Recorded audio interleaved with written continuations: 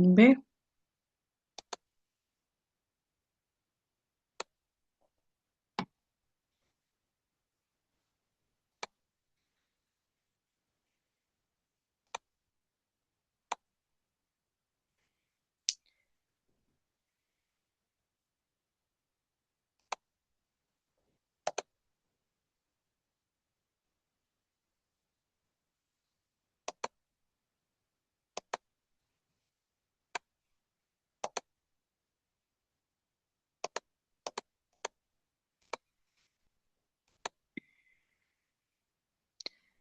si pueden visualizar.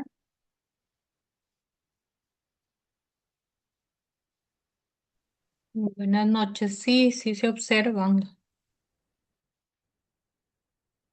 Escuchan.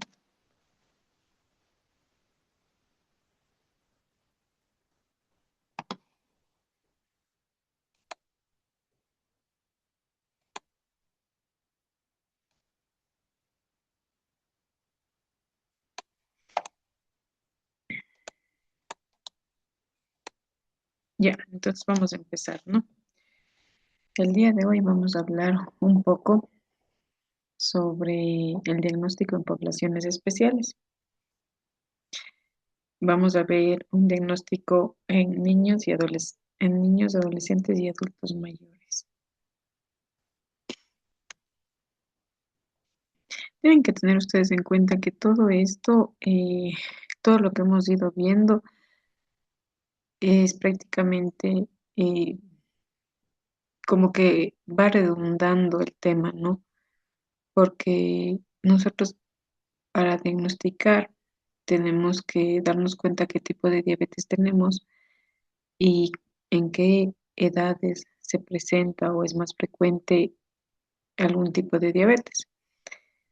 Entonces, ustedes saben, ¿no es cierto?, como hemos hablado anteriormente, de la diabetes tipo 1, que era una enfermedad metabólica autoinmune que produce una hiperglicemia debido al déficit absoluto de insulina. El 95% son casos autoinmunes. Es una enfermedad crónica que se encuentra en la infancia y adolescencia. Entonces, por ejemplo, aquí ya podemos ver un cambio. Este tipo de diabetes se encuentra en la infancia, se presenta en edades tempranas.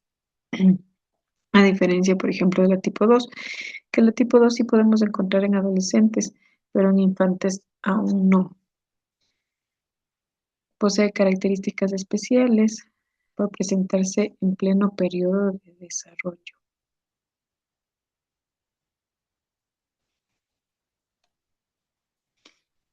Dentro de la epidemiología vemos que esta enfermedad abarca, ¿no?, el 75% de la diabetes tipo 1. Se presenta en menores de 18 años de edad. Es más prevalente en otoño e invierno. Muchas personas hablan, ¿no? Y muchos estudios dicen que se presenta en invierno porque tiene una relación con con el déficit de vitamina D. Y ustedes saben que el déficit de vitamina D disminuye la inmunidad en los pacientes. Por lo general son pacientes que pueden, como vimos antes, ¿no?, en la anterior clase, son pacientes que pueden presentar alguna infección, puede ser viral, puede ser bacteriana, y días después puede presentar o debutar con diabetes.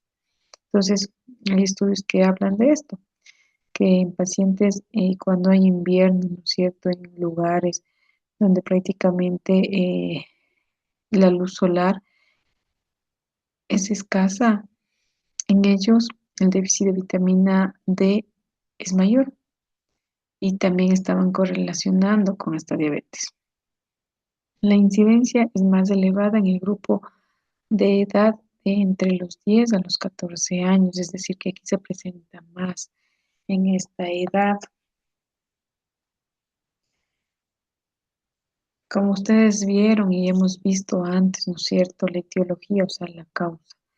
Es una enfermedad autoinmune genéticamente programada. Se dice, ¿no? Que hay 6 etapas de la enfermedad.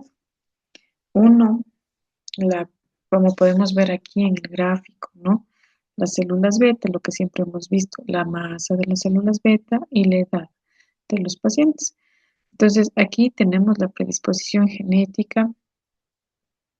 El factor precipitante, como hablábamos, puede ser una inflamación, una infección, puede ser viral, bacteriana. Este es el factor desencadenante o precipitante, donde va a existir alteraciones inmunológicas. Como ustedes saben, prácticamente eh, los CD4 y los CD8 no reconocen a las células beta y comienzan a producir su, comienzan a matar, ¿no? Comienzan a realizar un daño a nivel de las células. Esto lo que hace es disminuir la masa de las células beta, con lo que tenemos una disminución de la secreción de insulina. Pero cuando recién empieza, vamos a tener glicemias normales. Pero cuando esto va eh, progresando, la pérdida es progresiva, ¿no es cierto? La glucosa, podemos tener todavía una glucosa normal, depende de la cantidad de masa celular, pero cuando la masa celular es escasa, ya podemos encontrar glucosas anormales en una diabetes en sí.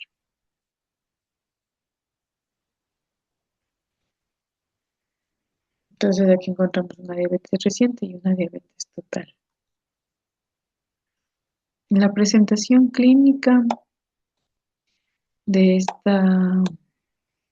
esta patología, bueno, como vimos antes, ¿no? La prevalencia es en el grupo etario de 10 a 14 años, es el que más se presenta.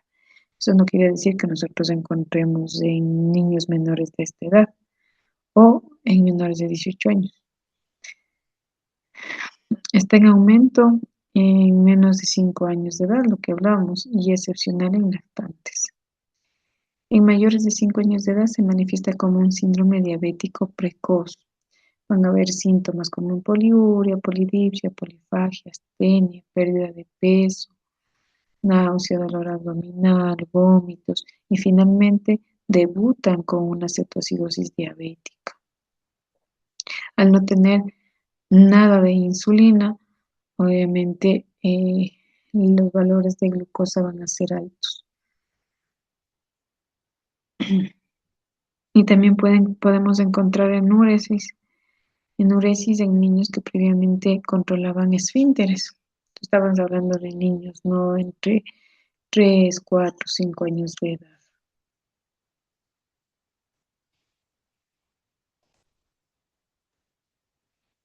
El 30% presenta remisión clínica, la llamada luna de miel. Aquí confunden mucho, muchas de las veces se confunden. ¿Por qué?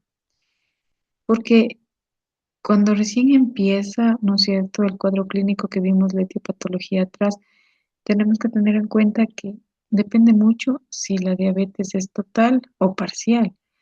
Es decir, depende mucho de la cantidad de células beta que aún siguen funcionando.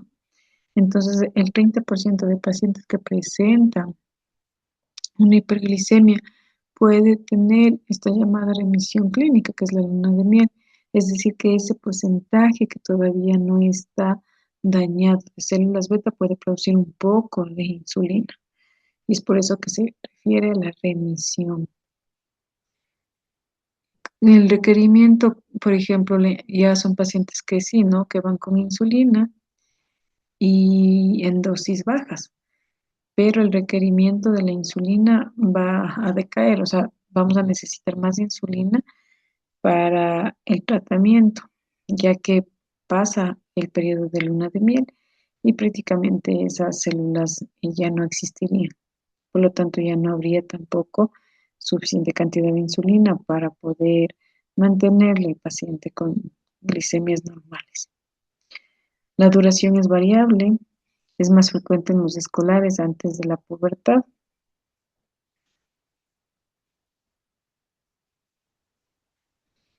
Entonces, como podemos ver, ¿no es cierto?, que hablamos del requerimiento Se habla de que los pacientes requieren menos de 0,3 unidades internacionales por kilo de peso. Se considera el total cuando el paciente se continúa controlando un tiempo sin insulina. Entonces, lo que hablábamos antes, la diabetes tipo 1 en lactantes y preescolares menos de 5 años de edad. El comienzo, eh, al parecer, ¿no es cierto?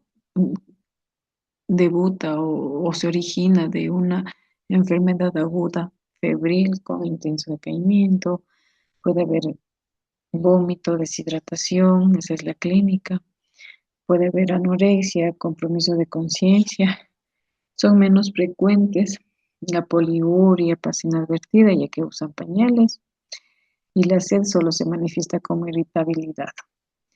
No se observa periodo de remisión, son sensibles a cambios pequeños de insulina. El diagnóstico diferencial en menores de 2 años, un síndrome bronquial agudo, una neumopatía, meningitis, infección urinaria, sepsis como una gastroenterocolitis. Si es mayor de 2 años el niño, trastornos genitourinarios, trastornos psicoemocionales y una diabetes insípida. Entonces tenemos que tener muy en cuenta todos estos diagnósticos diferenciales y siempre obviamente no que hay que descartar con los paraclínicos. El tratamiento, evitar trastornos emocionales, mantener el crecimiento y desarrollo según el potencial genético y del medio ambiente, evitar las complicaciones agudas como hipoglicemia o la cetoacidosis diabética, prevenir o retrasar la aparición de complicaciones crónicas y muy importante es la participación de la familia. ¿Qué hacemos nosotros? O sea, ¿qué buscamos en el tratamiento? ¿En qué debemos enfocarnos para poder ayudar a estos escolares, a estos lactantes?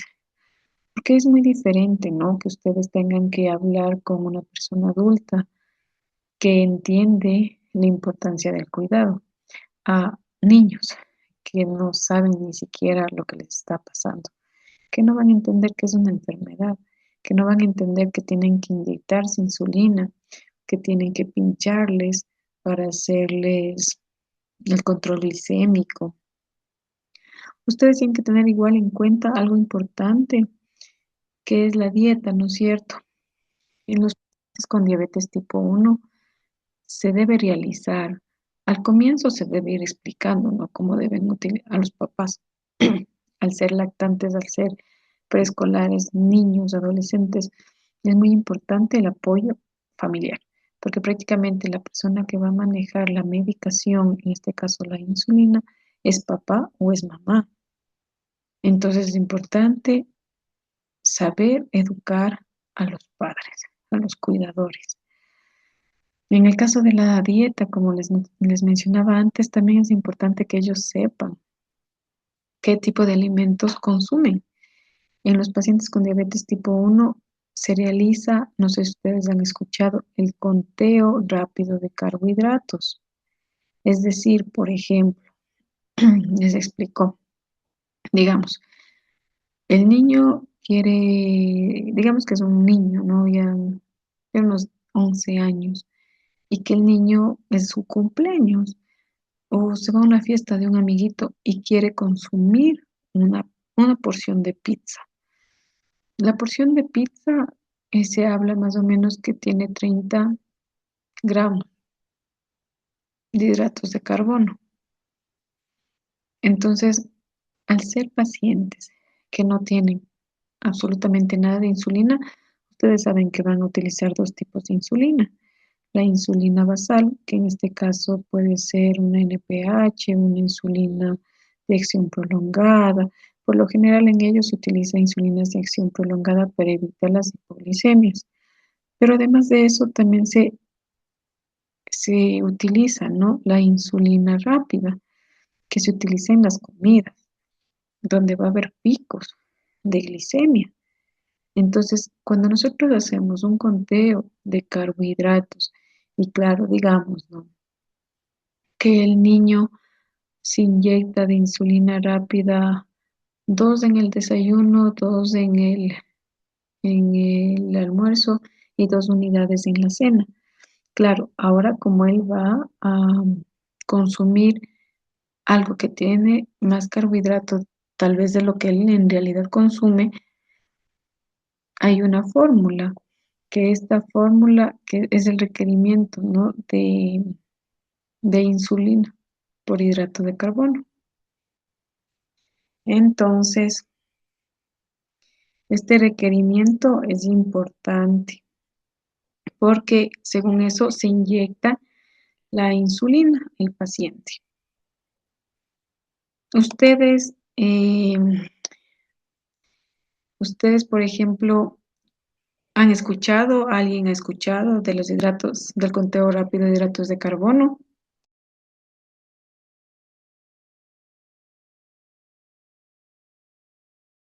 Yo no, doctora.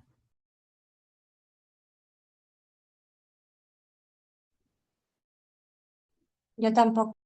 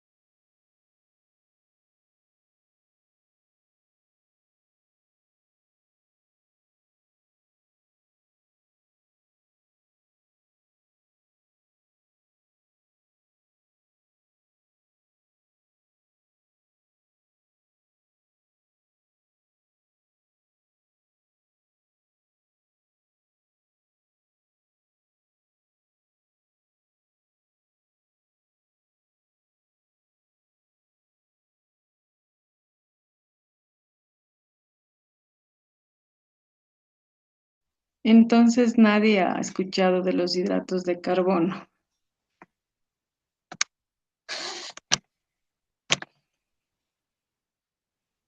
A ver, no,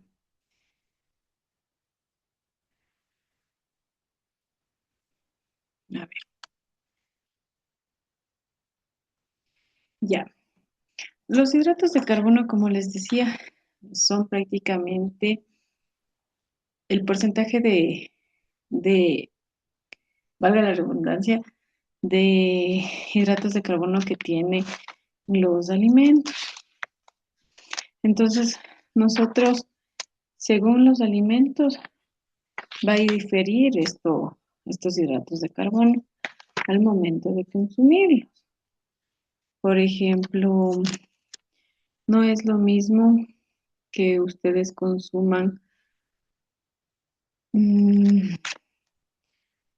por ejemplo, una papa, o sea, la papa cocinada, por ejemplo. No es lo mismo que ustedes le pesen la papa sin cocinar a una papa cocinada. Esto cambia, los hidratos de carbono cambian, cambia su porcentaje. Entonces, claro, obviamente eso el paciente va aprendiendo conforme pasa el tiempo, porque eso es muy importante, ya que así pueden manejar de mejor manera la insulinoterapia. Entonces, por ejemplo, como les decía antes, ¿no es cierto? Es importante hablar con los familiares, es importante eh, que tengan un apoyo psicológico, ya que muchos de los pacientes y los papás también al momento de saber el diagnóstico no saben qué hacer, porque obviamente el tratamiento es muy difícil. Al comienzo tienen que pincharles a los bebés, tienen que medir, no solo ponerles la insulina, ¿no? Ustedes saben que tienen que también realizar el control glicémico. Entonces, el control glicémico en pacientes que utilizan insulina, en pacientes con diabetes tipo 1, se realiza por lo menos 3 o 2 pinchazos al día para saber cómo están esos valores. Ahora, esos 2 o 3 pinchazos al día, más eh, los pinchazos de insulina, entonces hay que tener bastante empatía con los papás de los niños. El apoyo, bueno, como les decía, psicológico es importante en cada uno de ellos, porque de eso depende, ¿no? Cómo el niño o cómo los padres vayan asimilando la enfermedad.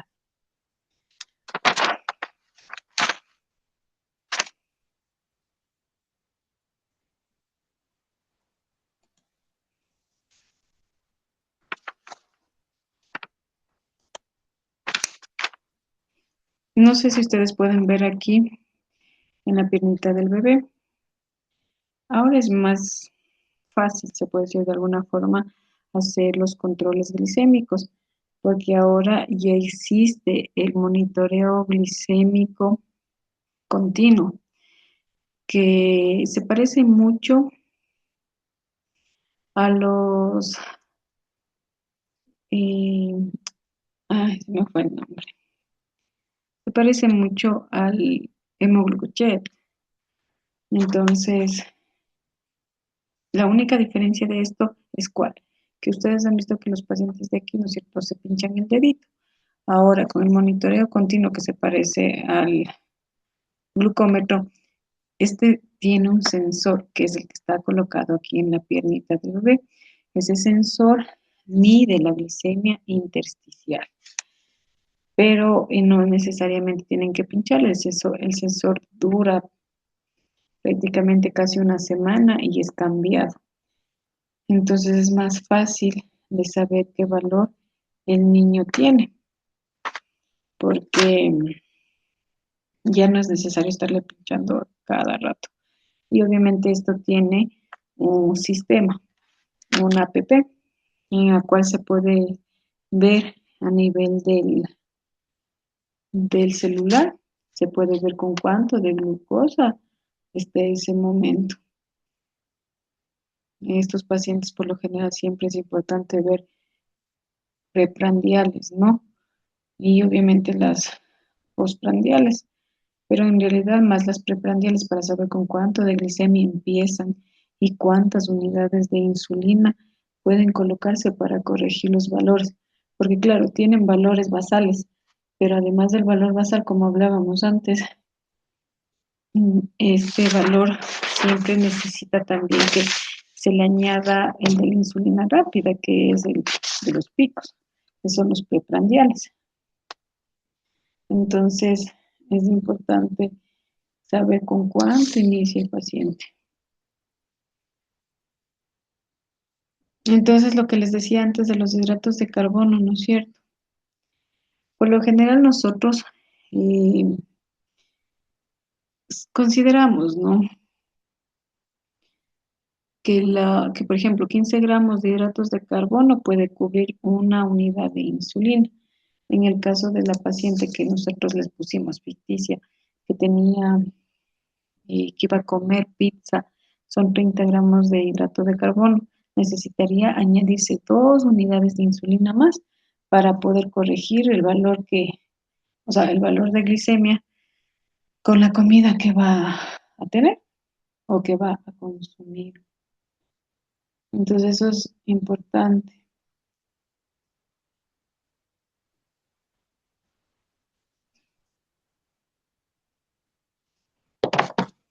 Ya. El tratamiento en la alimentación, ¿no es cierto? Es importante ver cuánto consume el paciente. Estamos hablando de 30 a 50% de hidratos de carbono, de 15 a 20 de proteínas y 30 de grasas. Tienen que tener en cuenta que prácticamente a estos pacientes no es que se les debe acortar eh, la, alimentación, la suplementación, porque son pacientes que están en desarrollo, son pacientes que se encuentran en crecimiento y al estar en desarrollo y en crecimiento necesitan todas las proteínas, minerales que tienen los diferentes alimentos. La distribución en ellos son 4 comidas, dentro de las principales, ¿no es cierto? Desayuno, almuerzo, merienda y hay en algunos lugares que consumen cena.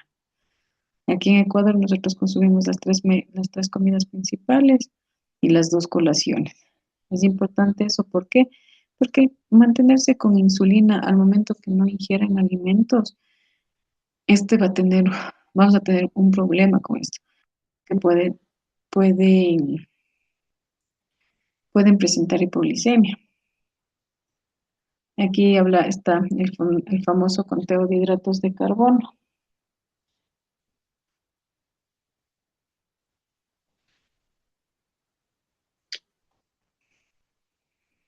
Ya.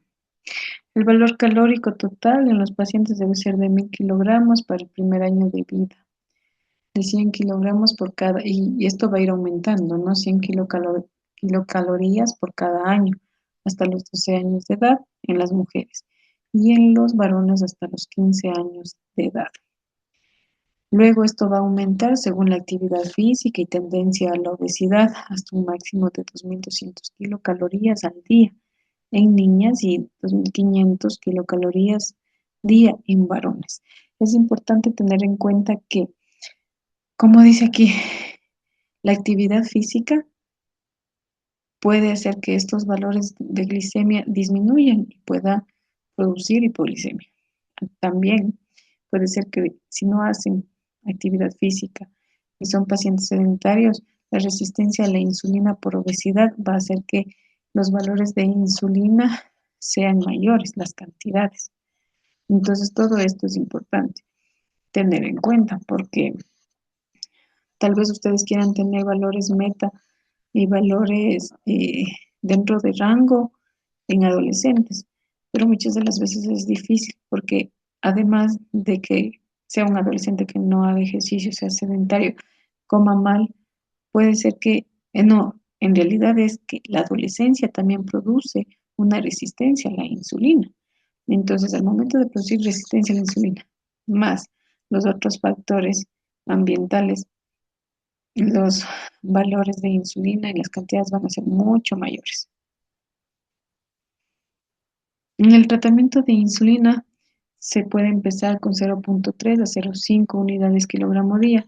Por lo general los 0,5 se hace más, se va valorando a los pacientes conforme van reaccionando las unidades y conforme los valores de glucosa, ¿no? Si están dentro de meta o no.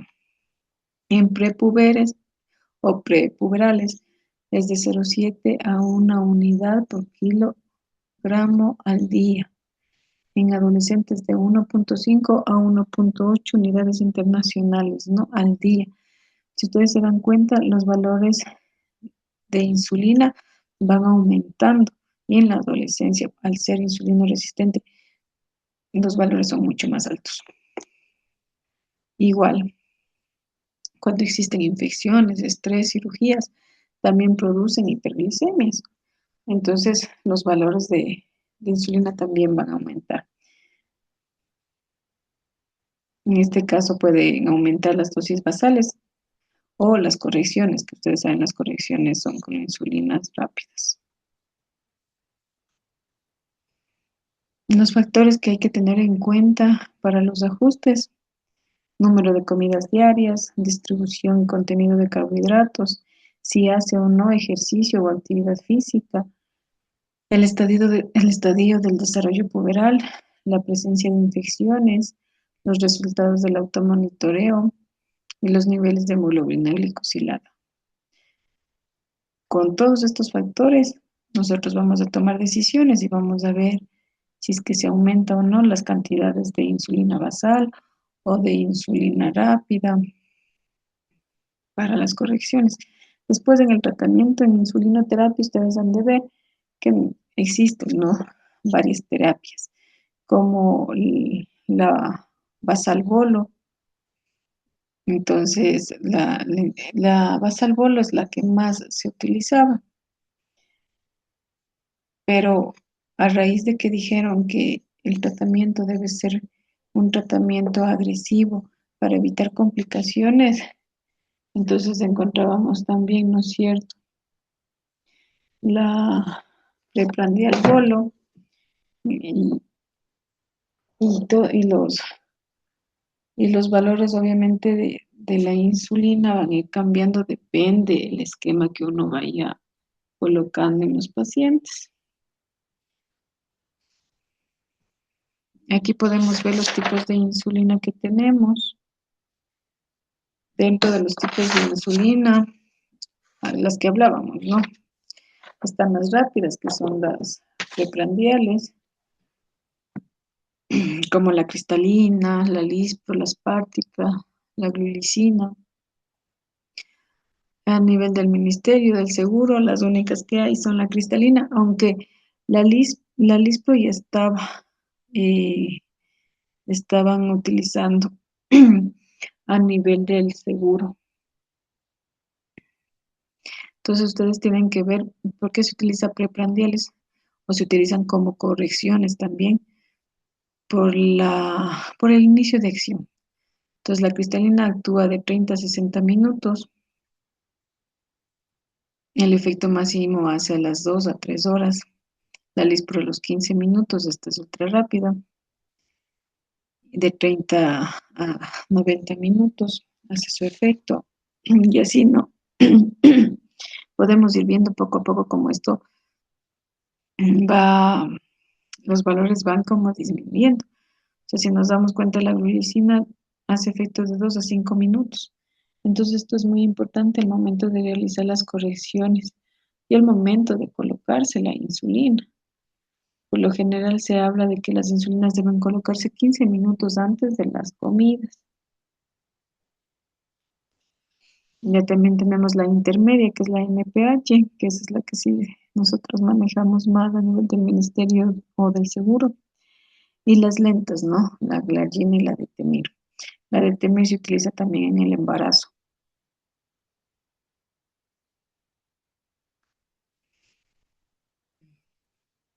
El tratamiento de metas de control, según la edad, de 0 a 6 años, tienen que tener precomidas o preprandiales de 100 a 180 miligramos de cilitro, al acostarse de 110 a 200 miligramos, y hemoglobinas mayores de 7,5 y menores de 8,5. Ahora, según las guías de la ADA, de esta guía, ¿no?, del 2026, ustedes se pueden dar cuenta que han cambiado algunas cosas en cuanto a las metas glicémicas. Entonces, ahora son menos estrictos que antes. Antes se hablaba que debían tener hemoglobina glicosilada menor de 7 y según la edad hasta 6,5, pero ahora no. Ahora o sea, volvieron a lo de antes, que era de 7. Puede ser igual o mayor a 7. De 6 a 12 años, la meta es de 90 a 180. Al acostarse de 100 a 180, menos de 8 la hemoglobina glicosilada. Y de 13 a 19 años es de 90 a 130. Y al acostarse 90 a 150, menor de 7,5. ¿Por qué siempre tenemos valores antes de dormir? Porque al ser pacientes que utilizan altas dosis de insulina, la probabilidad de que sufran hipoglicemias en la madrugada es alta. Entonces, por eso la importancia de que se hagan siempre controles antes de dormir, porque al momento que están dormidos no van a tener síntomas vaso, en este caso, mm, neurovegetativos. O sea, no van a tener náusea, vómitos, sudoraciones, que son los que se presentan en la hipoglicemia, porque van a estar dormidos. Entonces es importante realizar este control. Si el niño está con menos de estos valores, antes de acostarse, tiene que consumir algún hidrato de carbono. Ustedes saben, bueno, existen tipos de hidratos de carbono, los hidratos de carbono simple y los hidratos de carbono complejos. Los hidratos de carbono simples son el azúcar, una cola, bebidas azucaradas, mientras que un hidrato de carbono complejo es los que se mantienen en el tiempo, por ejemplo, una galleta, un pan, fideo, arroz. Entonces, estos también hay que saber para saber cómo se puede, en este caso, o qué se debe dar de comer al paciente para que pueda aumentar esta glucosa. El tratamiento en la actividad física es muy importante,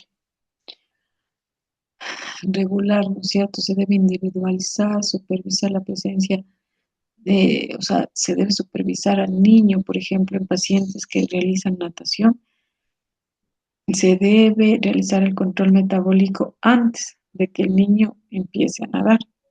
Si ustedes ven que la glucosa es menos de 200, el niño tiene que consumir algún hidrato de carbono. ¿Por qué? Porque hacer la natación un ejercicio muy completo, por lo general este ejercicio baja y por lo general es una hora, ¿no? Diaria. Entonces está baja la glucosa mucho más rápido que otros ejercicios. Entonces, si un niño está con menos de 200 miligramos de cilitro, debe comer antes del ejercicio. Entonces, las hipoglicemias pueden ocurrir durante el ejercicio. Entonces, la importancia de que cuando son nadadores, o sea, se puede ahogar el paciente. Entonces, la importancia de hacer el control antes y una hora después del ejercicio también. Si tiene síntomas de hipoglicemia, como ustedes saben, palidez, debilidad, cansancio, temblor, sudoración, dolor de cabeza, se debe administrar, ¿no? Algún hidrato de carbono simple, como les decía, agua, agua con azúcar, alguna cola, eso es importante dar al paciente. Y luego de eso se le debe administrar, bueno, se le mide la glicemia, si la glicemia es mayor de 70, se le debe administrar un hidrato de carbono complejo. Puede ser unas galletas, puede ser un pan, porque este es el que le va a mantener. Si ustedes utilizan solo un hidrato de carbono simple, esto dura en sangre pocos minutos, aparentemente 15. Si en esos 15 minutos la glucosa puede volver a bajar, porque solo hace un pico. Entonces, por eso que tienen que darle un hidrato de carbono complejo para que la glucosa se mantenga. En ejercicios prolongados se recomienda la ingesta de 15 gramos de azúcares en absorción rápida cada 40 minutos. Aquí pueden ser bebidas azucaradas, pueden ser chocolates. El automonitoreo antes y después, cuando sea intenso o dure más de una hora. No realizar si hay cetosis o enfermedad intercurrente. Los exámenes de laboratorio se debe realizar un hemograma, la glicemia, la hemoglobina glicosilada de control, perfil lipídico, creatinemia, exámenes de orina, urocultivo, anticuerpos, antigliadina. Bueno, estos son exámenes más de especialidad. TSH, T4, anticuerpos, antitiroglobulinas. Estos en realidad los últimos se pedirían al momento del diagnóstico. Y los de arriba, eso sí se les puede pedir como de rutina, ¿no? Sabiendo que la hemoglobina glicosilada es cada 3 meses. Las complicaciones, estas son agudas, pueden ser infecciones, hipoglicemia, cetoacidosis. Las crónicas como microangiopatía, macroangiopatía, catarata aguda, quiroartropatía diabética y el síndrome de Mauriac. Las infecciones con frecuencia en niños, con más frecuencia, ¿no es cierto?, en niños que en la población general. Hay una mayor incidencia de micosis genital como vulvovaginitis, balanitis. Infecciones más frecuentes son en la piel, las encías, el tracto urinario y los pulmones. Muchas de las veces hay glucosa, ustedes le colocan insulina y aparentemente estaba reaccionando bien y pum, se disparan las glicemias. Es importante siempre descartar infecciones, porque si hay una infección en el paciente, no va a estar controlado metabólicamente y los valores de glicemia van a ser elevados, van a estar alterados. Entonces, es importante que ustedes siempre descarten infecciones cuando vean que no existe un buen control, aparentemente.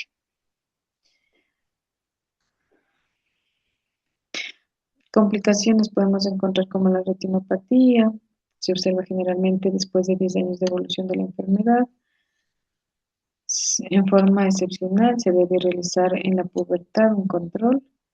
El control se realiza luego de 3 a 5 años después del diagnóstico del paciente, es decir, si al paciente le diagnosticaron a los 5 años diabetes mellitus, él tiene que a los 8 años y estar donde el oftalmólogo. Luego se controla anualmente. Si planea, por ejemplo, una paciente, mujer con diabetes tipo 1, planea embarazarse, debe realizarse primero el control oftalmológico. A nivel del riñón, las manifestaciones son más tempranas. Si existe una microalbuminuria de 30 a 300 miligramos en 24 horas, se presenta en pacientes con más de 5 años de evolución y mayores de 10 años. La pubertad sería un periodo crítico en el daño renal.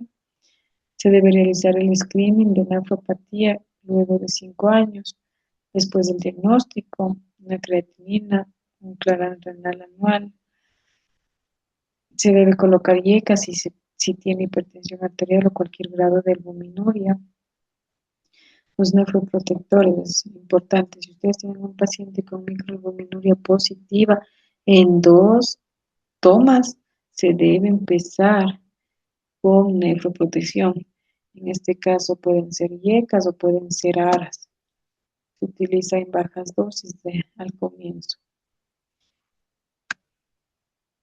El síndrome de Mauriac se trata de un síndrome caracterizado por talla baja, pubertad retrasada, hepatomegalia, como consecuencia de mal control metabólico en los niños y adolescentes con diabetes tipo 1. Se estima que uno de 2.500 niños con diabetes con edad inferior de 5 años y uno de 300 pacientes con diabetes por debajo de los 18 años lo tienen. De aquí también podemos hablar de la diabetes tipo 2, que claro, es más común en adultos, poco frecuente en niños, pero por el incremento de obesidad sí se puede ver. Se inicia en la mayoría de los casos luego de los 10 años de edad, donde la pubertad aparece, ¿no es cierto? Habiendo comprobado una mayor insulinoresistencia. Niños y adolescentes con diabetes tipo 2 tienen un riesgo mayor que los tipo 1 de presentar retinopatía y nefropatía según el estudio de Luca-PDS.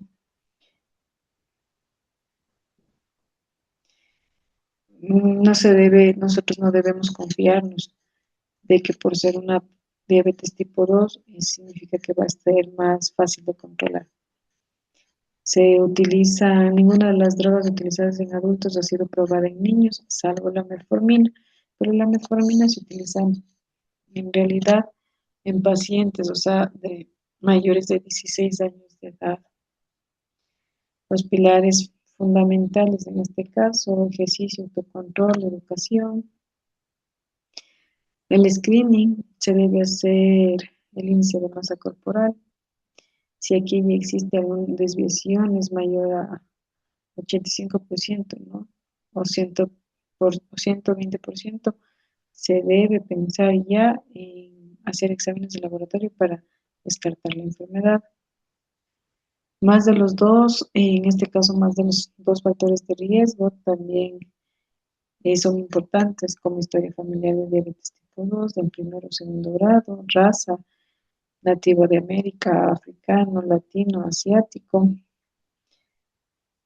signos de insulinoresistencia, en este caso, como ustedes saben, a la acantosis nigricans. Y también pueden ser pacientes que tengan hipertensión, dislipidemia, síndrome de ovario poliquístico en adolescentes, ¿no?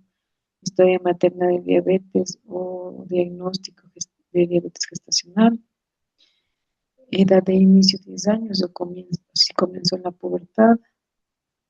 La frecuencia del screening es cada 2 años y se debe realizar la prueba de TOG, de la prueba de tolerancia oral a la glucosa.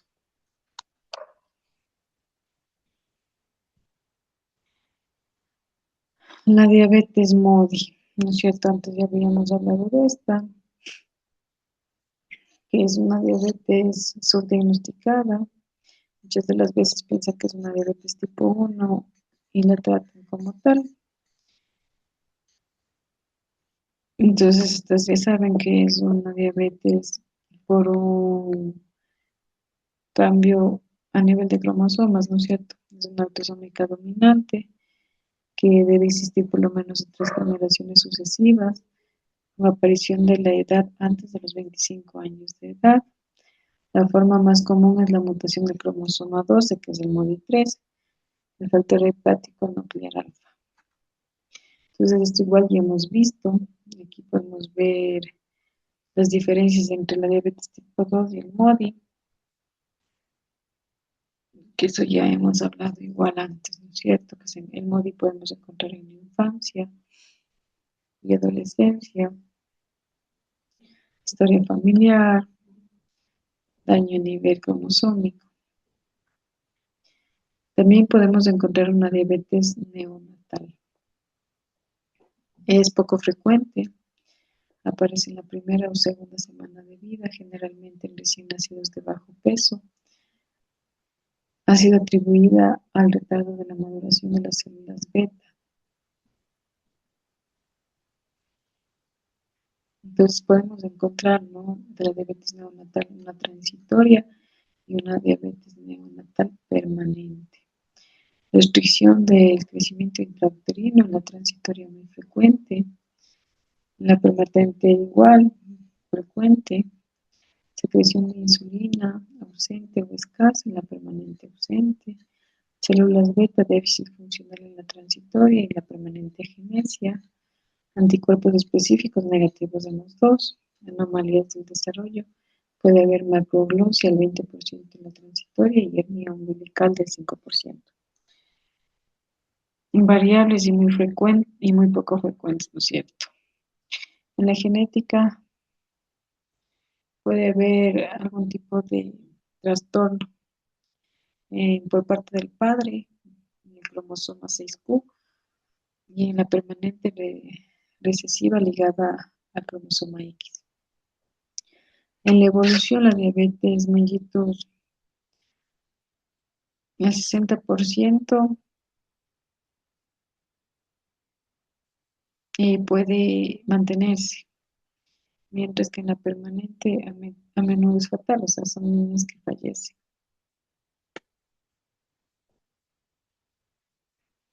¿Alguna pregunta, algo en cuanto a, la, a los diagnósticos a nivel de niños y adolescentes?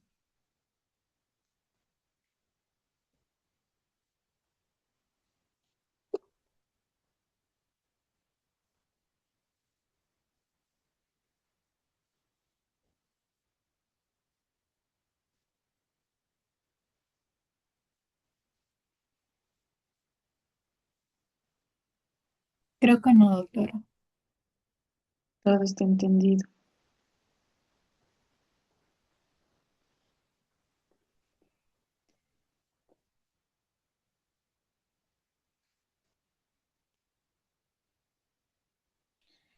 Esto es como un poco, como que se vuelven a repetir los temas, ¿no? Pero bueno, ahora ya hemos visto un poco más como que de historia, en este caso, de síntomas clínicos, de cómo se puede presentar, del tipo de tratamiento que se debe elegir para el paciente.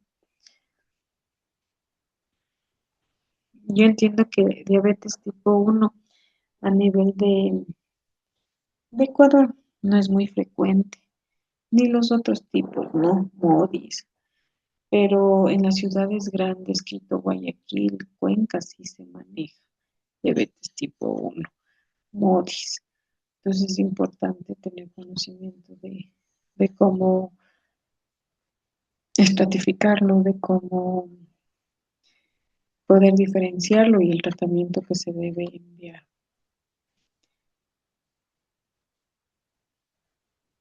Entonces, continuamos. También tenemos que hablar el día de hoy sobre los adultos mayores. La diabetes también se presenta en adultos mayores. Entonces, según la IDF, en el 2019 hablaba que la prevalencia de diabetes según la edad vio que, como podemos ver aquí, la prevalencia en adultos entre 20 y 79 años, el color azul, ¿no? Iba aumentando, va creciendo. Ustedes saben que la prevalencia de diabetes ha ido aumentando, también eso es por los cambios a nivel ambiental, por el sedentarismo, por estrés, por mala alimentación, por factores familiares, por resistencia a la insulina, ¿no es cierto? Que ya prácticamente es como el resultado de todo lo mal de todo lo malo que ha pasado antes, como consumir comidas azucaradas, procesadas, sedentario. Entonces, todo esto va tomando peso y obviamente vamos a caer en diabetes.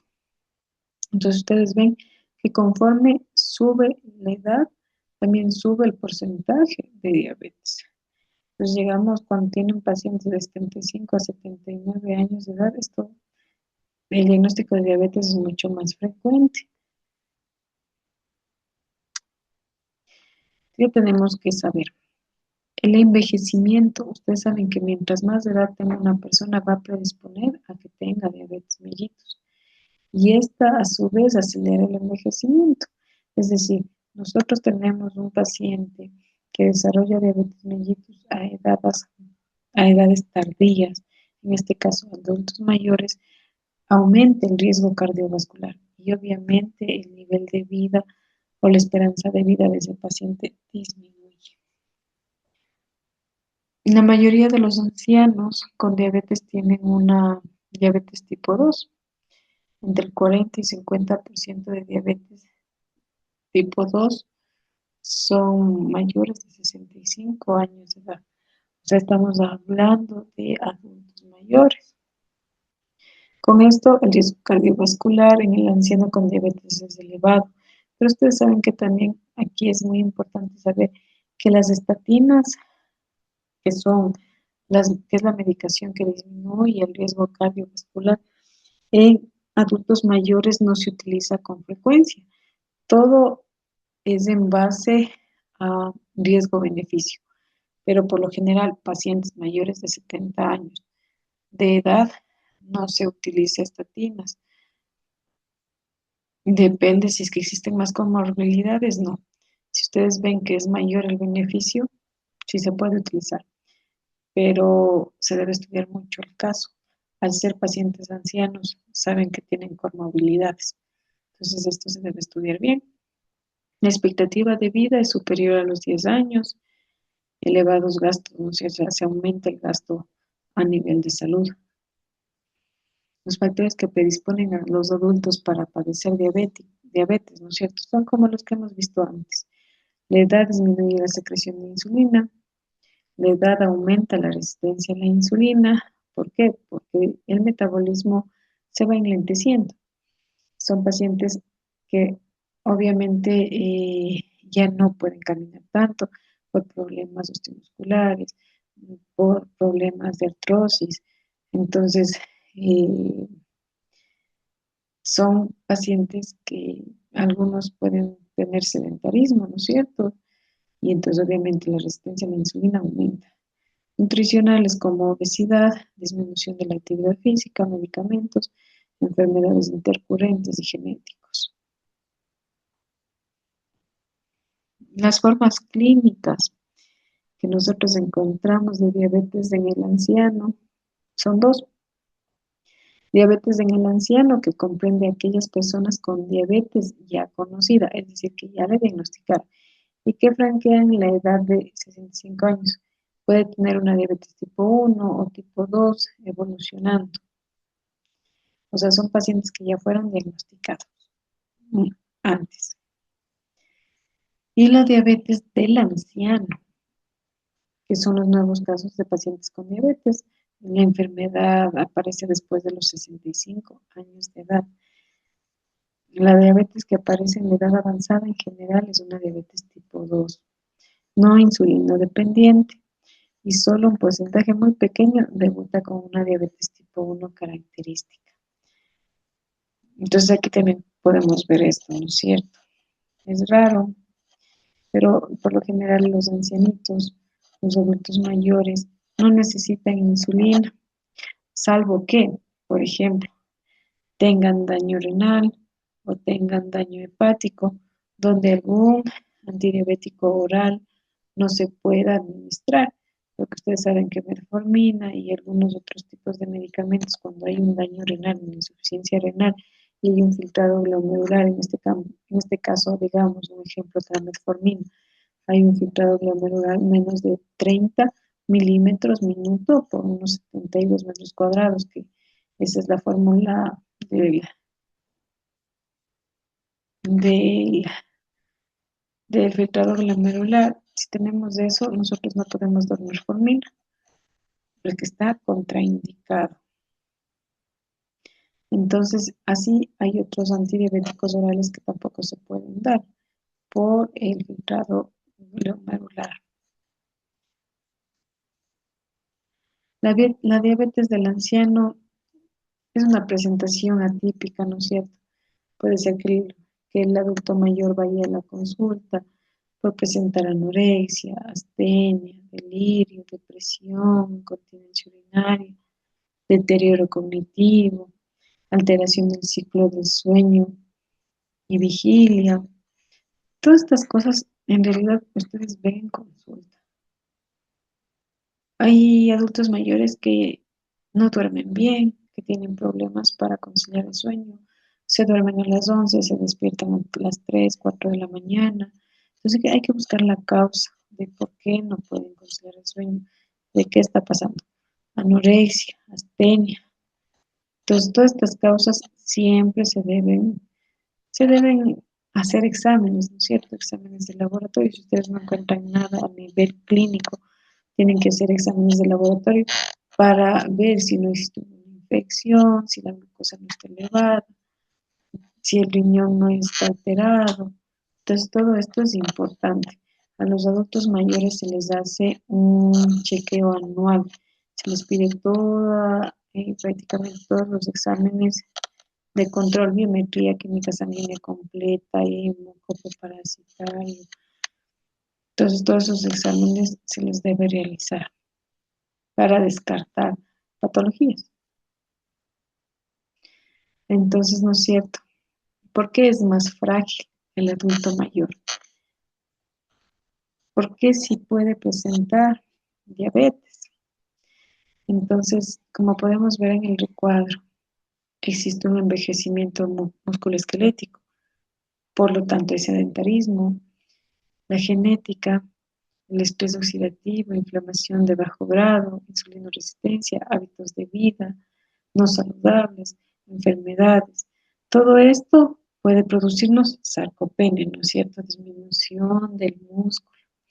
Ahora nosotros tenemos en la nueva clasificación de obesidad, tenemos la obesidad sarcopénica. Entonces ustedes van a decir, ¿cómo? Si es obeso y tiene sarcopenia. Claro, porque ustedes en los pacientes que tienen obesidad, lo que tienen es grasa, pero prácticamente el músculo está atrofiado. Entonces es importante esto, porque esto sí vamos a ver, no solo en los adultos mayores, también en los adultos maduros. Vamos a ver una atrofia muscular. También vamos a tener anorexia del envejecimiento y un desbalance de las hormonas como la leptina, las hormonas, ¿no es cierto?, de saciedad, malnutrición, anorexia, y eso que nos lleva a sarcopenia igual. aumenta, ¿no? La sensación de fatiga, por lo que no hace ejercicio. Igual, al no hacer ejercicio, los músculos se atrofian, caemos en sarcopenia. Cuando tenemos sarcopenia hay pérdida de la fuerza, disminuye la velocidad de la marcha, disminuye la tasa metabólica del reposo. Y toda esta sarcopenia al final nos va a producir fragilidad en el adulto mayor.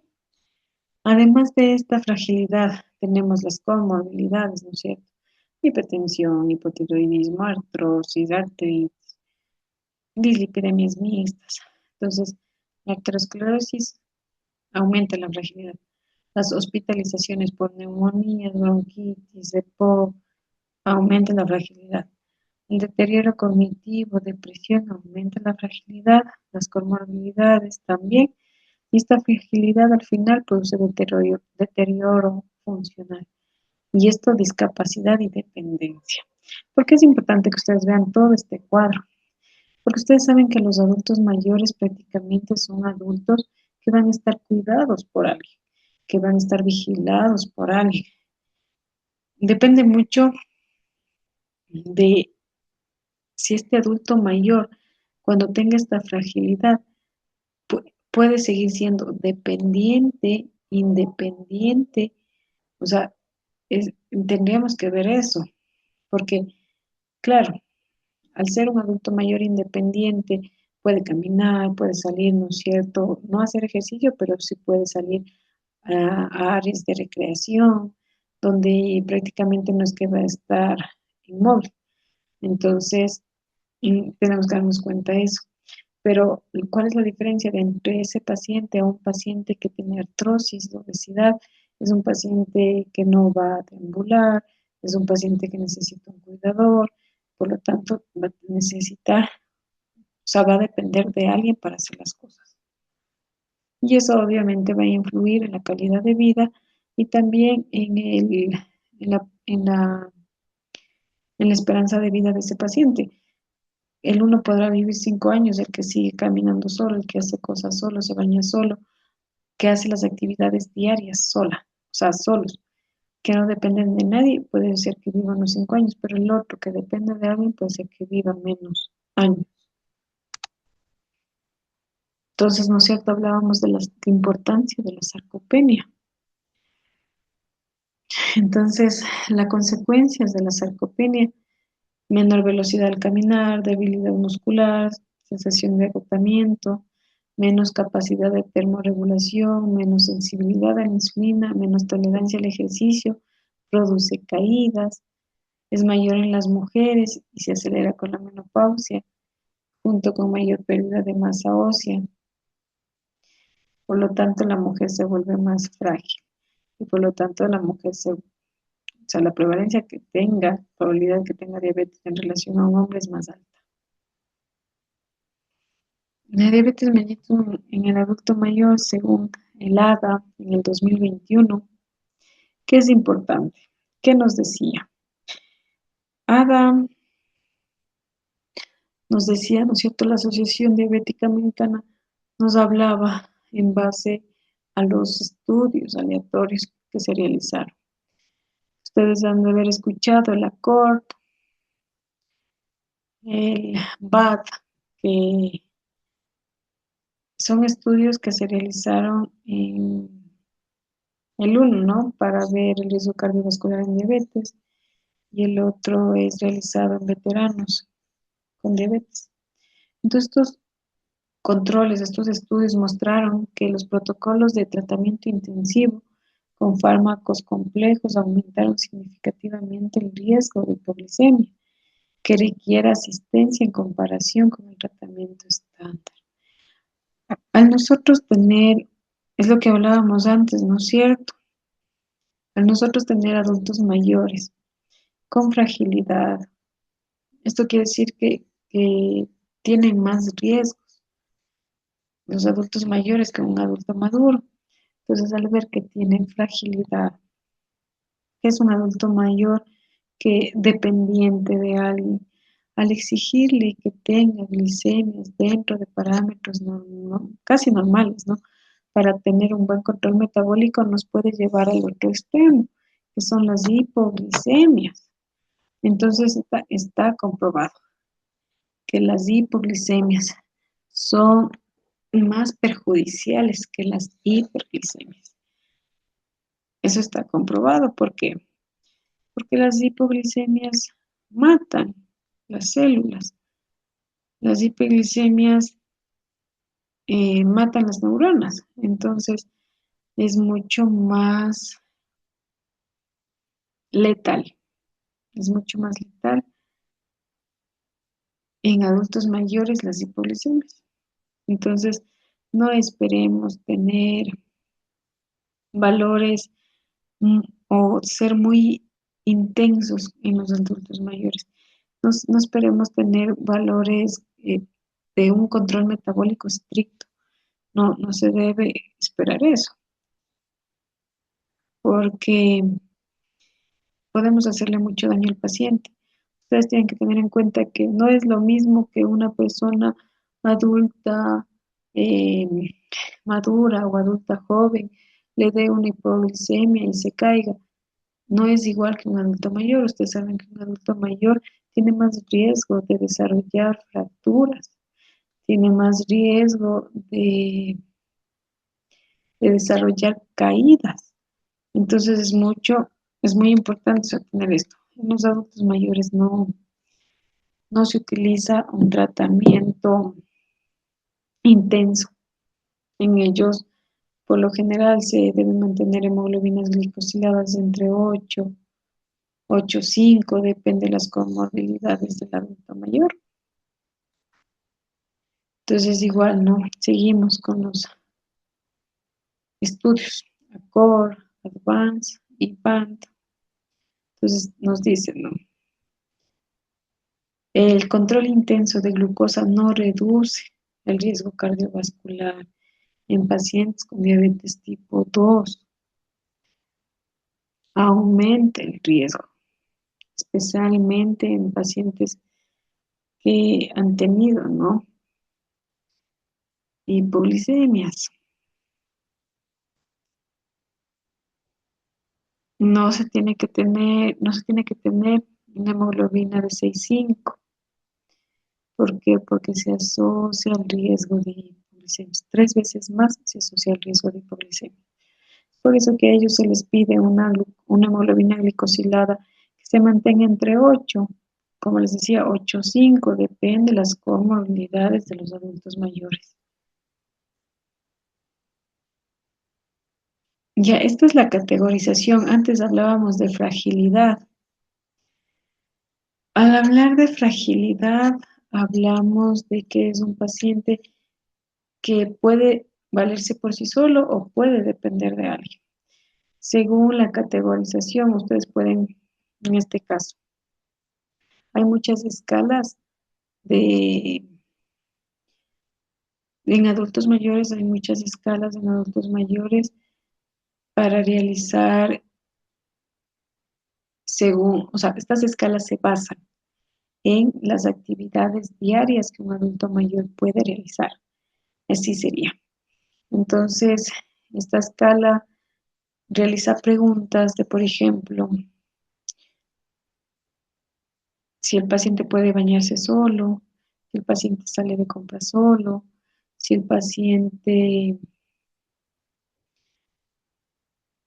tiene, o sea, no tiene problemas en la agudeza visual, a nivel del oído, si camina, si no ha perdido peso. En todas estas escalas tenemos nosotros la de CATS. Entonces, tenemos algunas escalas, cualquiera de esas se puede utilizar y se puede categorizar al paciente. Entonces, ustedes ven la categoría 1, que es funcionalmente independiente, es decir, ese adulto mayor puede hacer sus cosas solo, no necesita ayuda de nadie.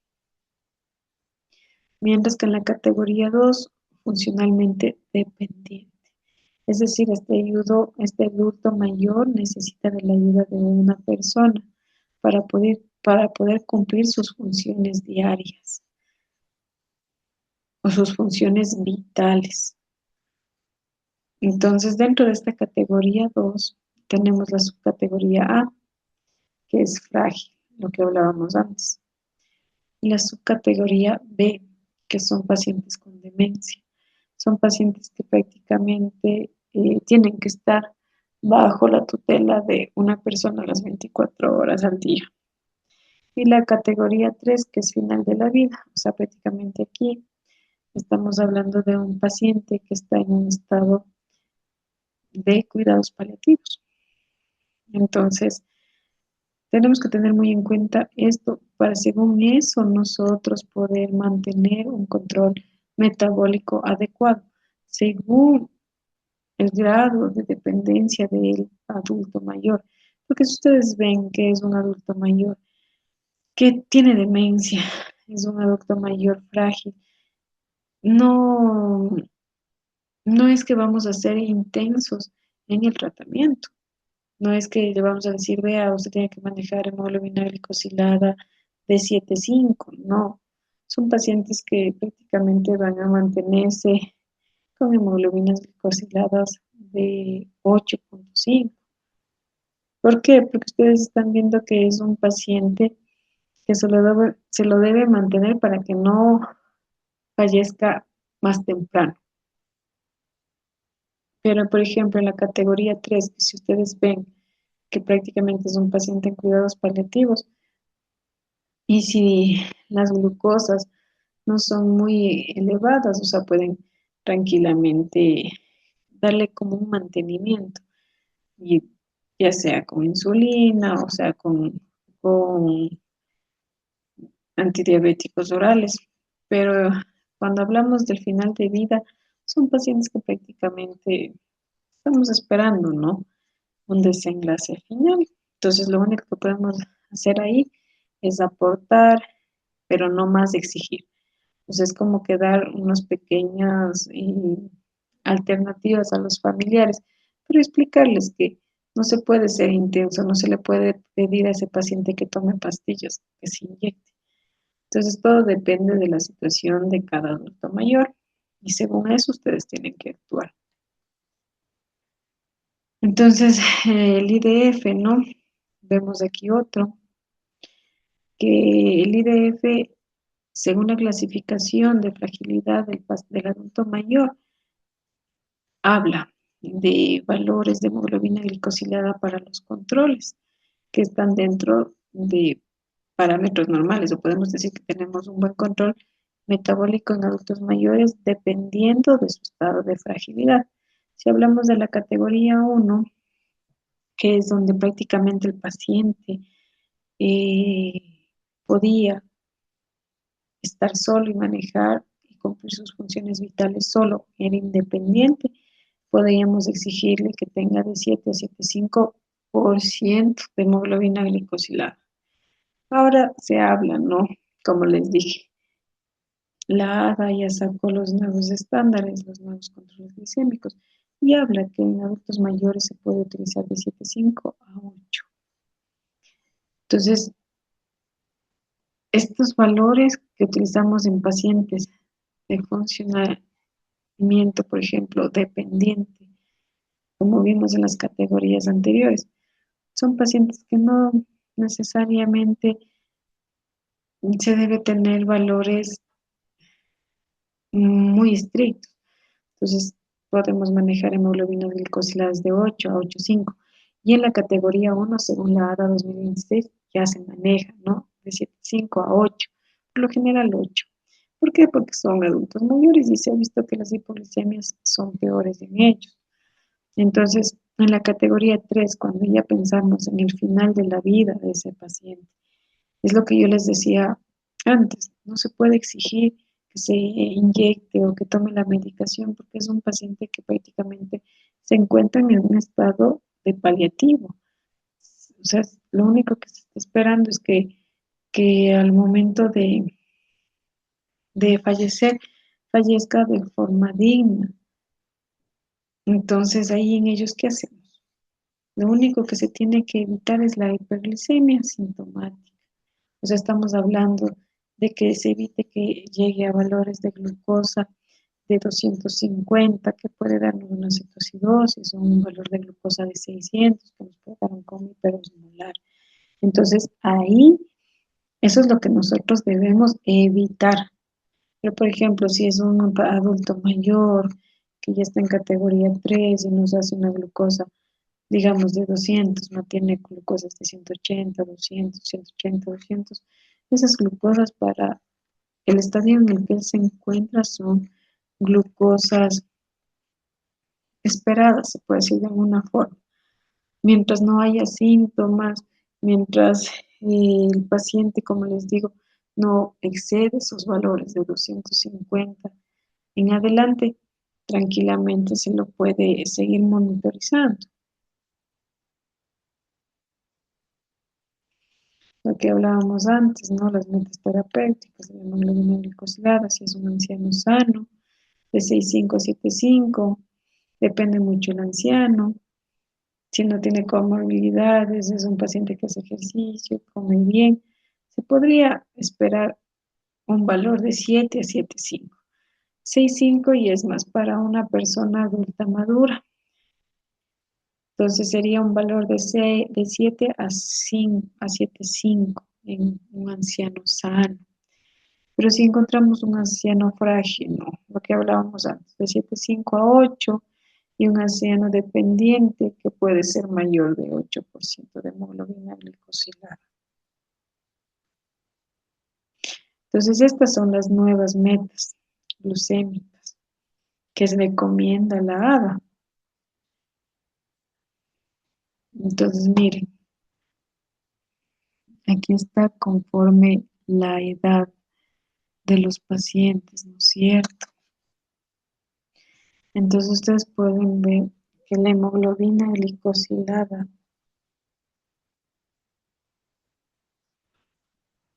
en adultos mayores saludables puede ser de 7 y menor de 7,5. Depende mucho el rango en el que estén, ¿no es cierto? Aquí podemos ver los factores modificables. Duración corta de, favorecen metas más estrictas, ¿no es cierto?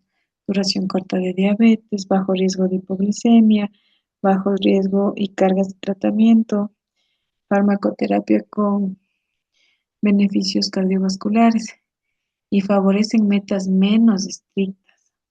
Duración prolongada de diabetes, alto riesgo de hipoglicemia, alto riesgo y cargas de tratamiento, farmacoterapia sin beneficios no glicémicos. Entonces, aquí vemos adultos mayores con problemas de salud complejos, adultos mayores saludables. Entonces, lo que les decía, ¿no? De 7,5 a 8, depende mucho el paciente. Si son adultos mayores, frágiles, menos de 8. Y claro, si hablamos de adultos mayores con salud muy compleja, con esperanza de vida limitada, encamados, o prácticamente lo que hablábamos antes. Adultos mayores dependientes o que se encuentran en cuidados paliativos, en ellos no hay meta de hemoglobina glicosilada. Lo único que se debe evitar es la hiperglicemia sintomática. Aquí ustedes ven que es mayor de 180, lo que hablábamos, ¿no es cierto? 180, 200, que pueden mantener ese valor, pero siempre hay que evitar el valor de 250. Entonces, también en ellos es importante hablar sobre la hipoglicemia. La hipoglicemia en adultos mayores es mucho más, o pueden aparecer síntomas mucho más rápido. Pueden aparecer síntomas más floridos con valores de glicemia no de 70 miligramos de cilitro, como es lo que se estipula, ¿no? Una hipoglicemia, sino con 80 a 85 miligramos de cilitro. Ya se puede hablar de una hipoglicemia en adultos mayores. Esto también cambia, porque ustedes saben que la hipoglicemia se considera una hipoglicemia de 70 miligramos de cilitro, pero en adultos mayores no. En ellos hablamos de hipoglicemia de 80 a 85 miligramos de cilitro, porque ahí que se debe ver secreción, disminuye de la insulina, ¿no es cierto? Si hay de 70 miligramos de cilitro, la secreción aumenta del glucagón, bueno, esto es más la fisiopatología, de que qué pasa con la hipoglicemia, la respuesta biológica en una persona, ¿no es cierto? Aumenta la neogluconogénesis y la glucogenólisis. Pero cuando tiene 65 miligramos de cilitro, el paciente, las catecolaminas aumentan los sustratos porque el cuerpo necesita glucosa. Entonces, para la neoglucogénesis, disminuye la captación de glucosa por tejidos periféricos. Si la hipoglicemia se mantiene, empiezan a actuar la hormona de crecimiento, cortisol, que aumentan aún más la producción hepática de glucosa. Eso es como el cuerpo reacciona ante una hipoglicemia y esto va cambiando conforme los valores de glucosa, o sea, que se encuentran en sangre, ¿no?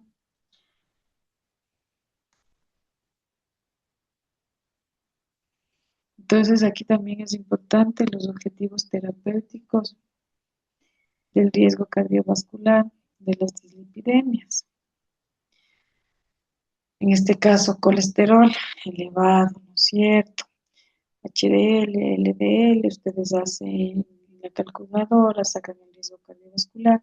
Como hablamos antes, el riesgo cardiovascular va a elevarse. En sí, cuando tienen diabetes, el riesgo cardiovascular es alto. Al ser adultos mayores, el riesgo cardiovascular es mucho más alto, porque ustedes en adultos mayores que encuentran y existen daño a nivel de arterias. Van a encontrar arteriosclerosis, malformaciones arteriales, arteriovenosas, entonces todo esto. Hipertensión, pacientes que hayan tenido infartos agudos de miocardio, ictus transitorios. Entonces, el riesgo cardiovascular en un adulto mayor es mucho más alto. Entonces, como prevención primaria en menores de 75 años de edad, si el LDL está entre 70 y 189 miligramos de cilitro, se puede dar estatinas en intensidad moderada. Si el riesgo cardiovascular es alto, se puede dar estatinas en alta intensidad, igual que en el LDL de 189. Pero en, en mayores de 75 años no existen muchos estudios donde existe evidencia de que este riesgo cardiovascular en realidad disminuye con las estatinas en mayores de 75 años. Es por eso que les decía, o sea, cada paciente tiene que ser valorado o sea, de forma unitaria. Y según eso, el riesgo-beneficio que tenga este paciente, se puede o no dar estatinas. Pero es muy importante individualizar el tratamiento.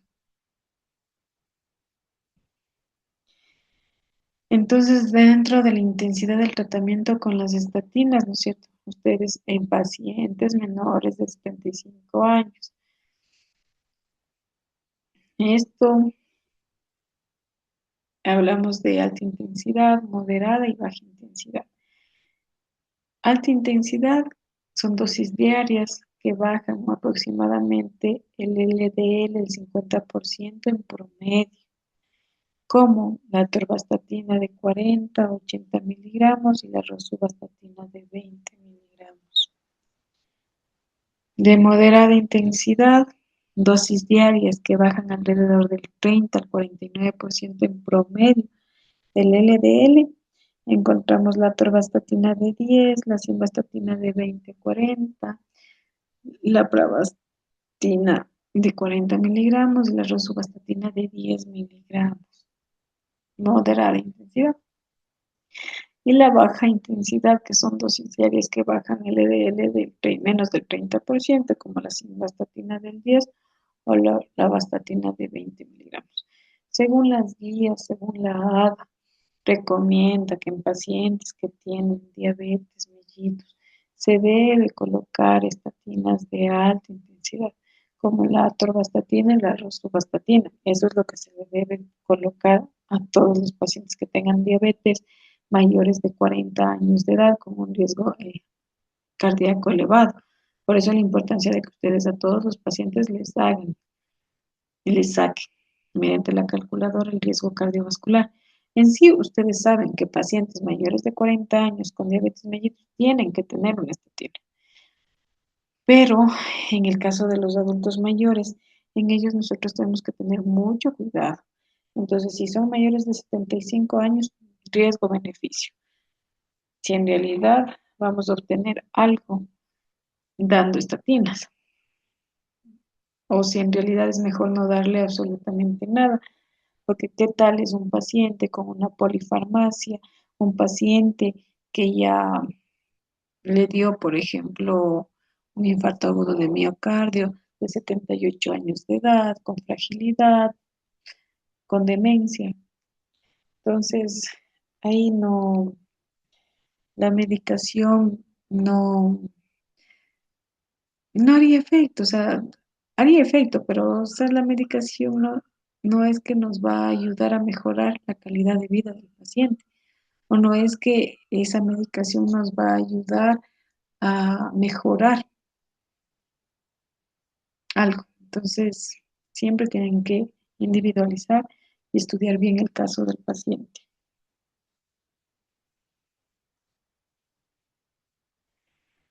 La metformina en insuficiencia renal es lo que les hablaba antes.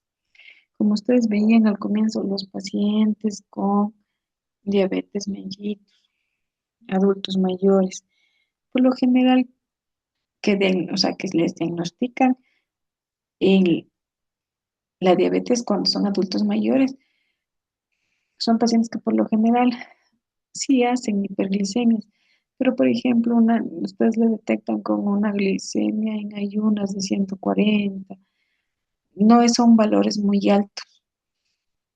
Entonces, claro, ahí empiezan solo con antidiabéticos orales. Pero antes de esto siempre tienen que ver el filtrado glomerular del paciente. Si es un paciente que ustedes le mandan a hacer creatinina, le sacan el filtrado glomerular, ¿no es cierto? Según la fórmula del CKD-EPI, esa es la que se utiliza a nivel mundial y esa es la que se debe utilizar en todos los pacientes con diabetes para sacar el filtrado glomerular. Si es menor de 50 milímetros minuto, hay que disminuir la dosis de metformina. Es decir, si ustedes le estaban dando una metformina al paciente de 850 en la noche, hay que bajarle la dosis a unos 500 miligramos de cilitro en la noche. Entonces, si es el filtrado de 50 y si el filtrado es de 30 milímetros, como antes hablaba, como antes les dije, se debe suspender la medicación o en este caso, no iniciarla si ustedes ya, o sea, diagnosticaron al paciente. No se debe iniciar con metformina y se debe ver si se puede utilizar otro antidiabético oral, en este caso como los SGLT2 o los GLP-1, que sí existe eh, medicación que cuando hay una insuficiencia renal y hay una filtrado glomerular menor de 30 se puede colocar.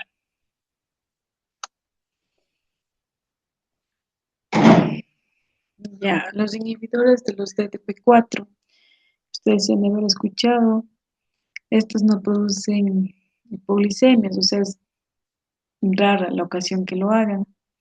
Entonces aquí no es cierto. Podemos utilizar la linagliptina, que no requiere ajuste de dosis por el filtrado glomerular. La saxagliptina, cuando es menor de 50, hay que darle el 50% de la dosis habitual, que es de 2,5. O la sitagliptina, que si tiene una frecuencia cardíaca, un filtrado glomerular, perdón, menor de 50, igual se baja el 50% de la dosis habitual. Y si es menor de 30, se baja el 25% de la dosis habitual. Mientras que la vidagliptina, si es menor de 50, igual se baja el 50% de la dosis habitual. Los análogos GLP-1 en ancianos, no existe mucha bibliografía en pacientes mayores de 75 años. La indicación es limitada en diabetes mellitus y obesidad. No inducen hipoglicemias, pero disminuyen el apetito.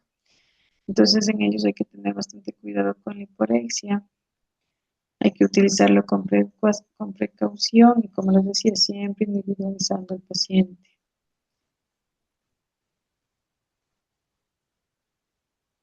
Aquí, por ejemplo, habla de un anciano con obesidad, con un buen estado funcional. Se puede colocar. También existen los planes de insulinización. Esto también depende de cada paciente, debe ser individualizado siempre los tratamientos. Puede existir, depende de los valores de glucosa, pueden ser dosis única de insulina, pueden ser diurna o puede ser bedtime antes de dormir. Puede ser doble dosis o pueden ser múltiples dosis de insulina basal y bolo. Requiere educación diabetológica, como por ejemplo, cómo se va a inyectar la insulina, en qué lugares del cuerpo se va a inyectar, eh, cómo debe cargar la jeringuilla o cómo debe cargar el lapicero, si tiene la facilidad económica de adquirirlo, cómo debe prevenir y tratar las hipoglicemias. Esto es muy importante. Al ser pacientes adultos mayores, por ejemplo, ustedes pueden encontrar de todo. Hay adultos mayores que viven solos, que sí son independientes, pero viven solos. La parte económica no es la mejor, entonces no es que se alimenten bien. Es por eso que los valores de insulina, de glicemia en este caso, pueden también alterarse porque no tienen una buena alimentación. Entonces, por ejemplo, en ellos, en los que no tienen la facilidad de comprar un lápiz o un lapicero, un pen, se les envía, ¿no es cierto?, colocar insulina, NPH, que es lo que se tiene a nivel del Ministerio de Salud, con jeringuillas de 11 cc. Entonces al paciente se le debe, a los adultos mayores les deben explicar de forma paciente cómo deben cargar la jeringuilla, hasta qué número deben cargar, cuál es la jeringuilla que deben comprar. En el caso de que, por ejemplo, compren de 11 cc, pero por ejemplo venga 5, 10, 15, 20 unidades en la jeringuilla, tienen que enseñarle a contar, porque si hay diferencia entre jeringuillas también de 11 cc o de 1 milímetro, de 1 mililitro, entonces ellos se confunden y a veces puede ser que se estén inyectando más dosis de la habitual o al contrario, menos dosis. Entonces, igual se debe decir cuál es la técnica para la autoinyección, en qué zonas se debe colocar la insulina, explicarle que se puede colocar a nivel del ombligo, que se puede dividir el ombligo en 4 partes y colocarse en forma de manecillas del reloj, ¿no es cierto? Entonces, todas esas cosas hay que decirle al paciente. Todas esas cosas hay que enseñarle que cuando se inyecta en este caso, con jeringuilla, siempre tiene que ser a 45 grados, no a 90 grados. A diferencia del PEN, ¿no es cierto? A diferencia del PEN, perdón, a diferencia del PEN, que ustedes saben que el PEN se puede inyectar prácticamente a 90 grados. ¿Por qué? Porque la jeringuilla es mucho más pequeña. Perdón, la aguja es más pequeña. Entonces, es importante todas estas cosas ir recalcando en los adultos mayores. Más que todo, cuando no tienen un cuidador y cuando no hay quien les administre la medicación en el caso de llegar a insulina. ¿Alguna pregunta?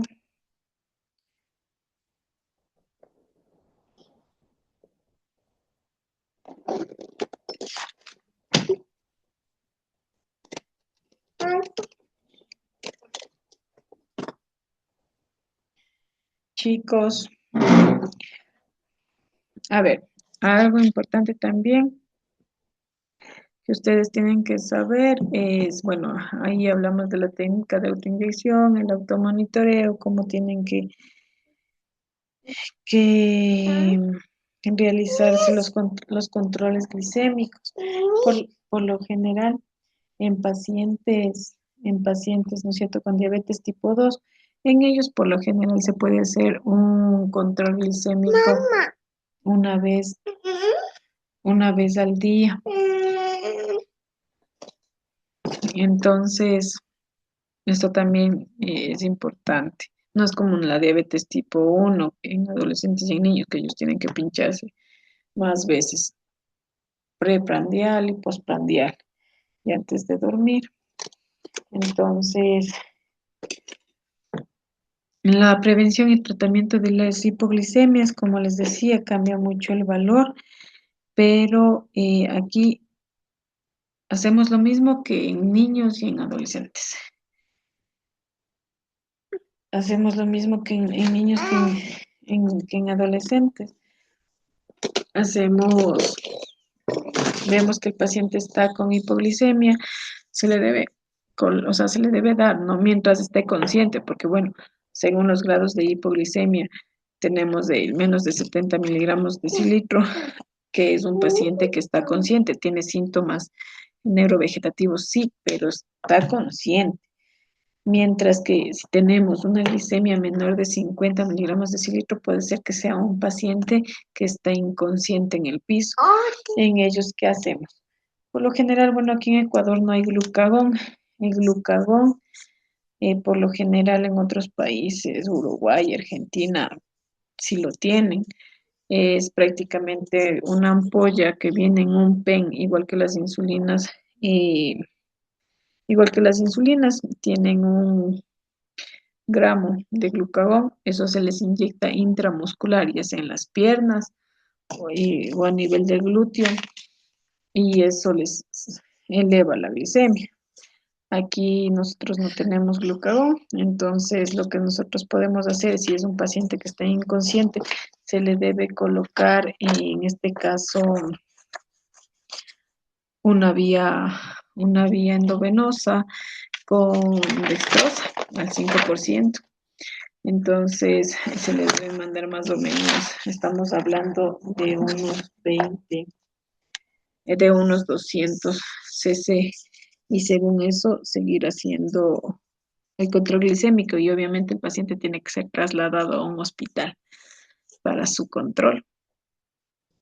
Pero si es un paciente que está consciente, es un paciente que ustedes le ven, que, que ustedes le ven, que es un paciente que habla.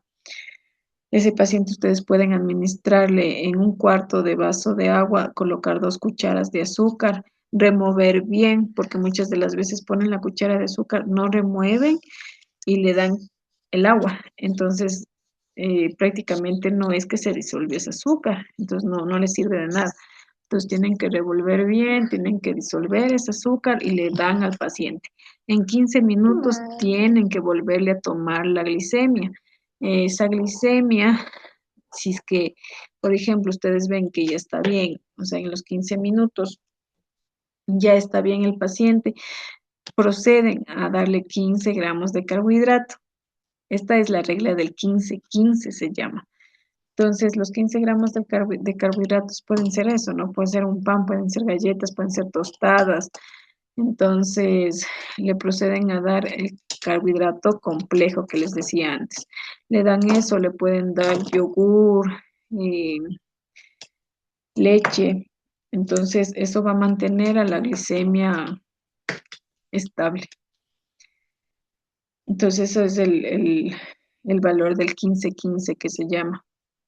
Le dan la bebida, el carbohidrato simple, le dan el carbohidrato simple en 15 minutos, le toman la glucosa, le dan los 15 gramos de carbohidrato complejo, en 15 minutos vuelven a tomar la glucosa. Si la glucosa está bien, no, ese paciente puede quedarse en la casa y claro, obviamente, si digamos que hubiera sido eso que, digamos que le pasó esto de la hipoglicemia a las 11 de la mañana y eh, la, él tiene que inyectarse, por ejemplo, la insulina a las 12 de la, de la tarde, ¿no? Para consumir el almuerzo, o sea, la preprandial. Esa dosis se saltan, esa dosis no puede el paciente eh, colocarse. ¿Por qué? Porque está saliendo de una hipoglicemia. Ahí la dosis que le tocaría sería la dosis de la noche, la insulina de la noche. Entonces eso también es muy importante, ¿no? Que ustedes sepan. No sé si tienen al momento alguna pregunta, algo.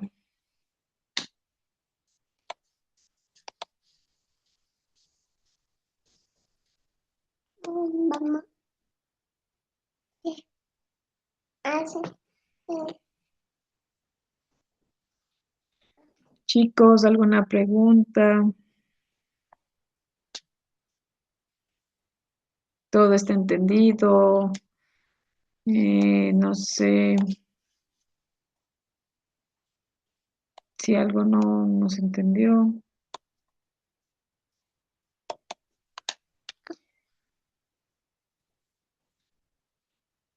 Cuando ustedes vean insulinoterapia, se va a profundizar un poco más en todas estas cosas de lo que, por ejemplo, en los esquemas, basal bolo, eh, el basal bolo. Entonces se va a profundizar más en eso y también se va a profundizar en esto del conteo de carbohidratos.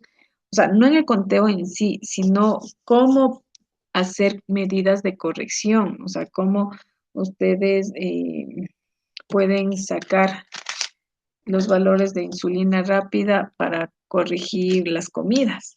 Esto también todo lo que es insulina y eso se va a hablar solo en un tema que es insulinoterapia.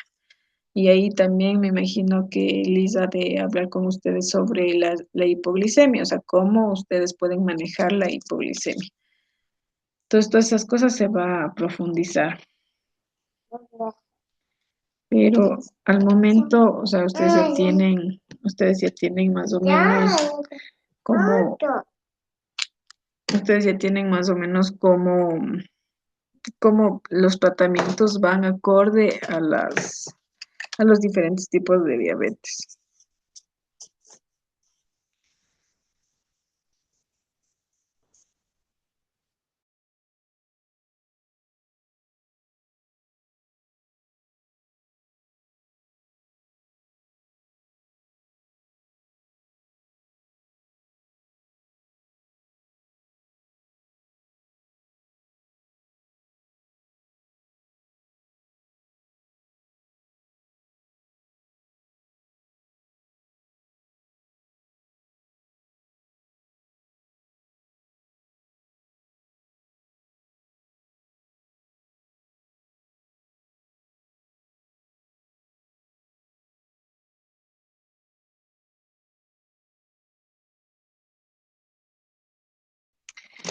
Dígame, Mayra, ¿alguna duda?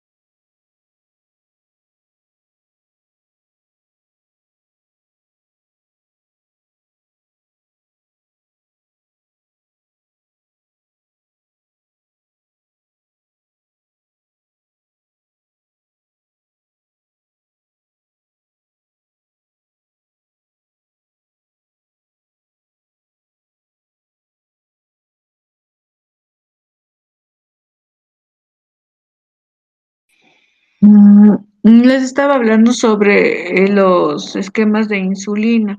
No sé si me escuchan porque me dicen que no me estaban escuchando.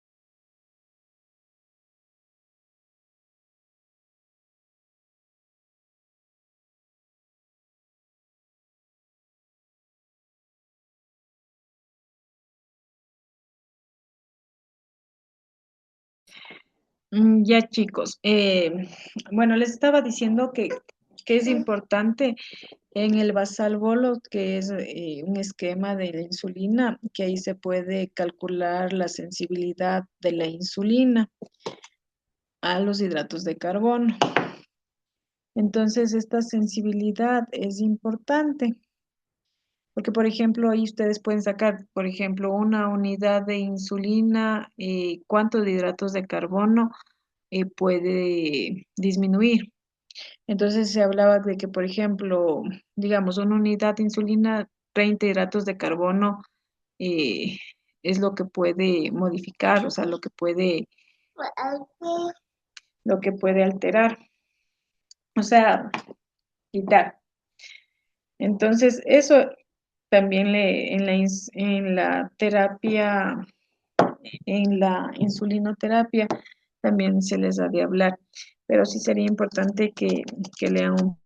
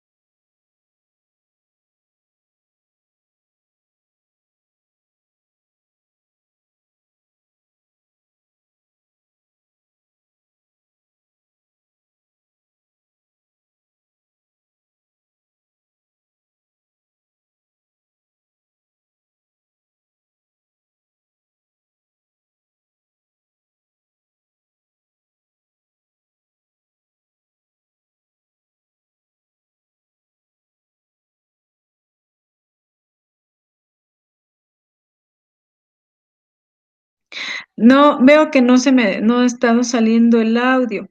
Lo que les decía es que esas son las fórmulas de la sensibilidad de insulina, que eso es para el conteo de carbohidratos. ¿Qué quiere decir?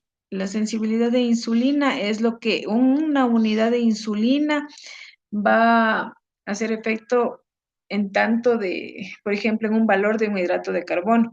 Entonces, las fórmulas que yo les mandé en el chat son las fórmulas que ustedes pueden hacer con insulinas, con análogos de insulina, que en este caso son insulinas de acción prolongada o insulinas de acción ultra rápida.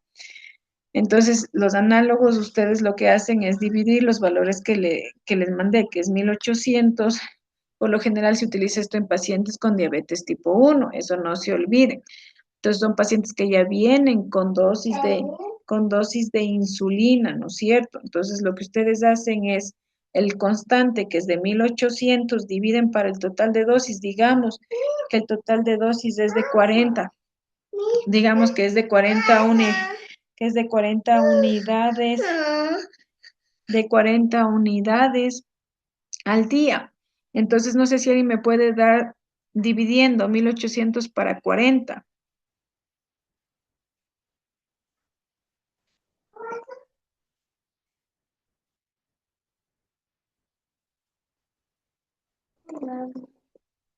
¿Alguien me puede ayudar con la división?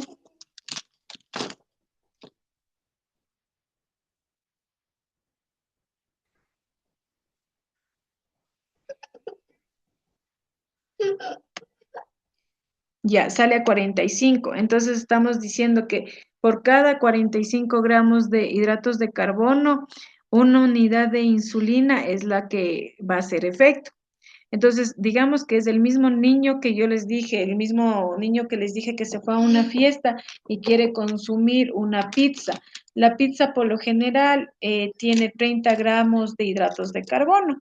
Entonces, ya, digamos que no se comió un pedazo y se comió dos, se comió 60 gramos de hidratos de carbono. Entonces, ese niño tiene que ponerse, en este caso, como ustedes vieron, por cada unidad de insulina, él baja 45. Entonces tendría que ponerse 2 unidades de insulina más para comerse esas 2 porciones de pizza. Entonces así funciona el conteo de hidratos de carbono. Es importante porque ahí lo que dice es que qué alimentos, o sea, qué alimentos te dan un porcentaje de hidratos de carbono y según esos alimentos, los que tú vayas a consumir, sacas una suma y ves más o menos cuántas unidades de insulina rápida tienes que colocarte antes de las comidas.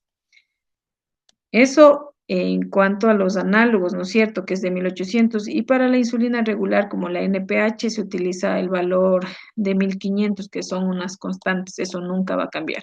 Lo único que cambia son las dosis diarias de la insulina.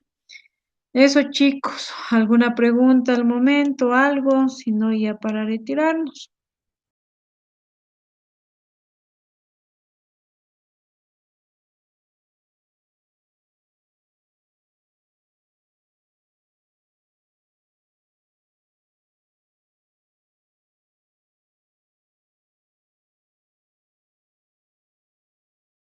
Bueno, chicos, en vista de que no hay preguntas, espero que la clase haya sido de interés y que no hayan quedado dudas.